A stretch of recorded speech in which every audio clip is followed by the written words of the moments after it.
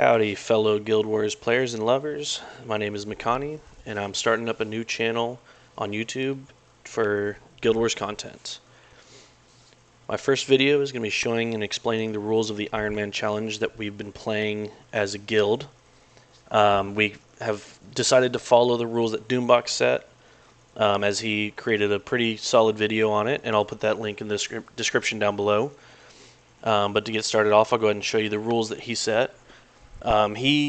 His goal with this is to actually make it become an official game mode that ArenaNet decides to put in, because the way that RuneScape had it before was some players came up with it, made it very popular, and then they actually decided to make it official. And so Doombox's dream is to have that happen. We'll see how it works out, but anything we can do to help and publicize this would be great.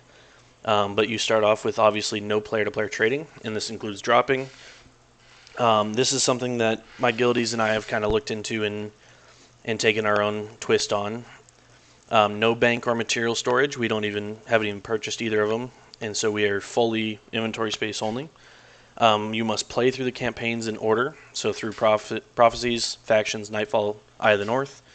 This one, I feel like after you've done it once, you might be able to bend it a little bit so you can play as an Assassin Ironman or a Ritualist or a Dervish or a Paragon.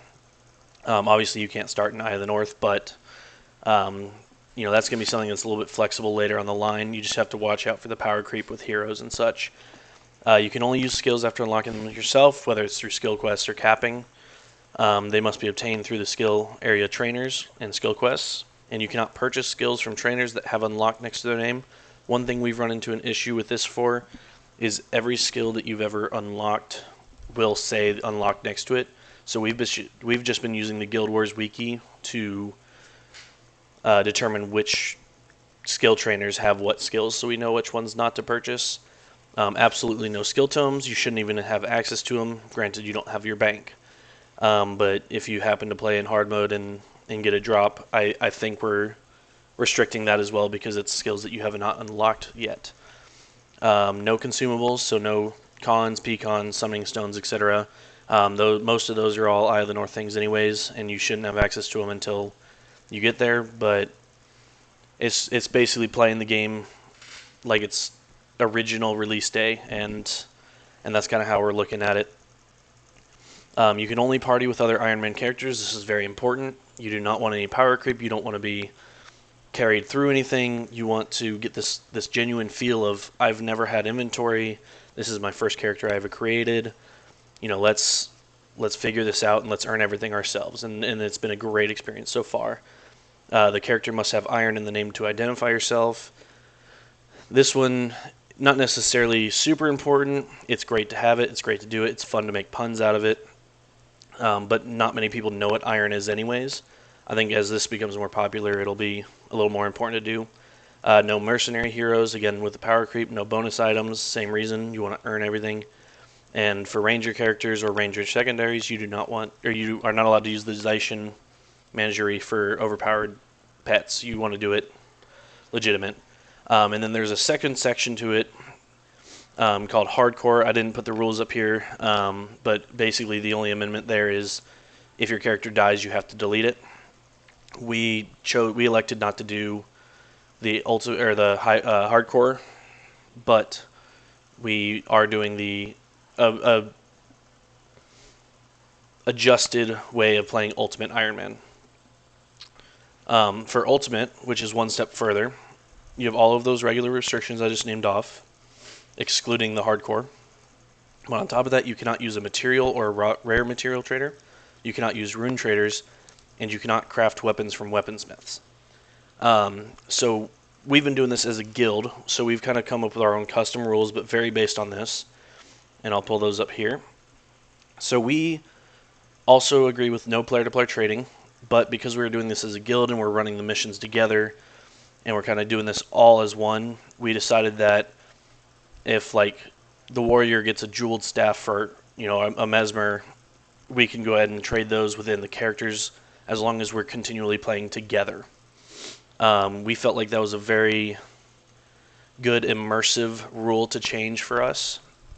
If you're doing it solo, obviously you're not going to trade with random people, because they could be giving you stuff from a different area, but we also aren't allowing. So if one of us gets ahead and gets into the southern Shiver Peaks, we're not allowing them to bring a weapon from there to someone who's stuck in the desert to help them out. We're kind of using our own code of honor to make sure we do this the proper way and don't let power creep, but still allow like a little bit better chances than RNG. And it's so far it's been really great. It's kind of felt like our first playthrough with a couple of friends where you all meet on at the same time every day and start progressing through the story and you do it together, only sticking to yourselves and not knowing how to trade other players even. That's kind of the feel that we've been getting, and we've really enjoyed being able to work together.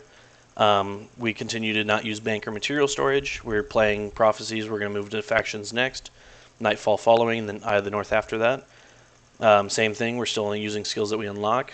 And, of course, we're using the wiki to determine, find out where they are in the story. And, there's some that are in Snake's Dance, and when we reached Beacon's Perch, there we had temptations to go try to run into there and kill the thing and cap it.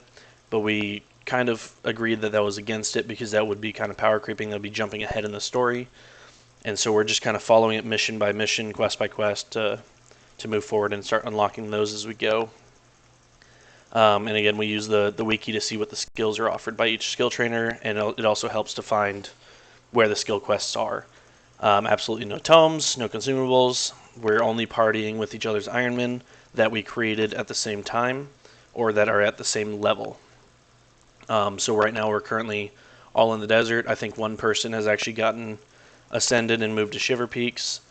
And basically, if they ever want to come back and help us, we just ask them, any skills that they've unlocked in the southern Shiver Peaks to pull them off the bar.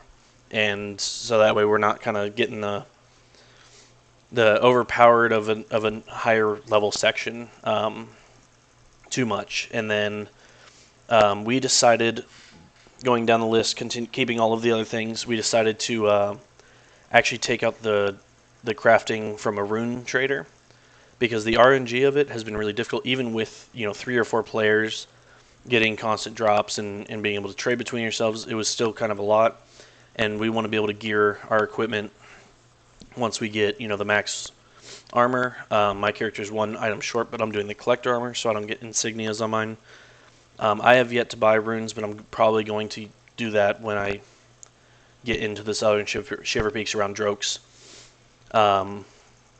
But we have stuck to not using material or rare material trader, and this has been probably the coolest thing about the challenge for me. Is my inventory is full of materials that I've been earning myself. I've been salvaging. Most of my money has gone to salvage kits and identification kits, and just really hoping for those things along the way. And of course, my character as a warrior is not going to use bolts of cloth, so I've been passing those to the monk, and the monk has been trading me iron.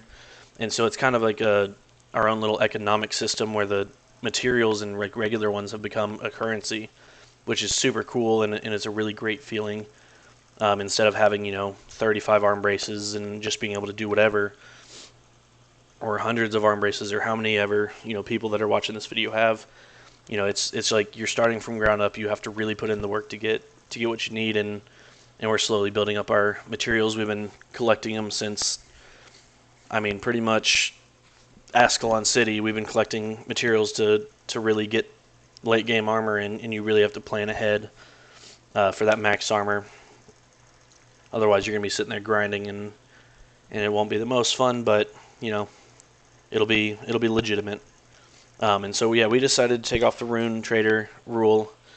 So we're doing quasi ultimate Ironman, but it's been a great challenge and very fun. And I'll go ahead and show you my character now. This is my warrior,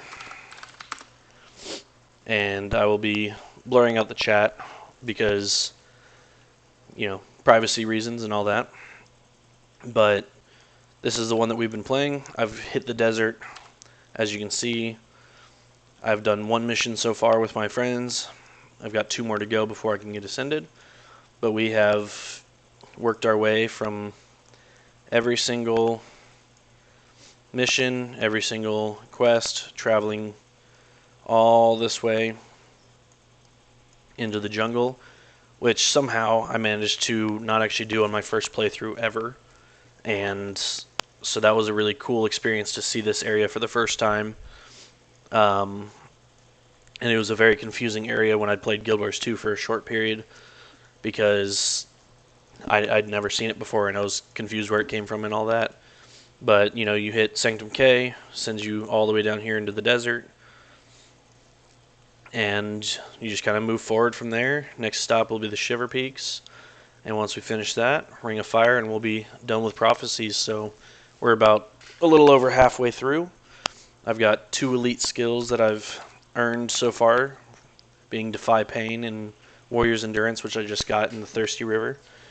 But Defy Pain, like, one of the cooler things about this challenge too is I'm using skills that I've never thought to use before because I'm restricted to them.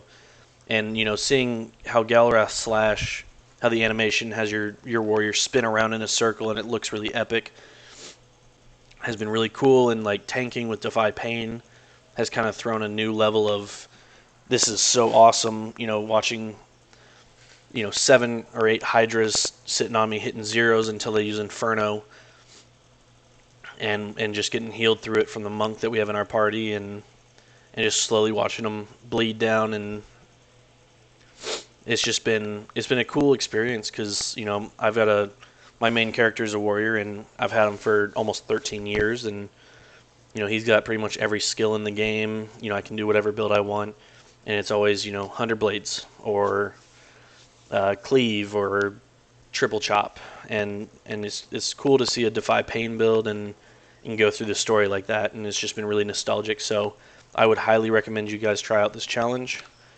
Get with some buddies, get with a guild. If you guys want to message me in game, my in-game name is Iron Mech, and just add me on your friends list. Message me and be like, hey, I'm looking for a guild. We actually just got a guild that's dedicated to the Ironman challenge into our alliance. And then, of course, we've got characters spread across our alliance that are playing on this Ironman challenge with us. So, you know, just whatever you guys want to do, and I hope you guys give this a try, and we can kind of bring back this game a little bit, because this has been my favorite game for the better part of 13 years, and would love to see it grow again. But I'm going to go ahead and sign off here. There will be some gameplay coming up for this character in the next few days, and I'll probably start up a series on that. I know he's already level 20, but I think it'll be a good time, and my other guildies are doing their own YouTube channels for it too, which I'll link their channels down below as well. Thank you for tuning in, and please continue to love the game and keep spreading the love of it. Have a good one, guys.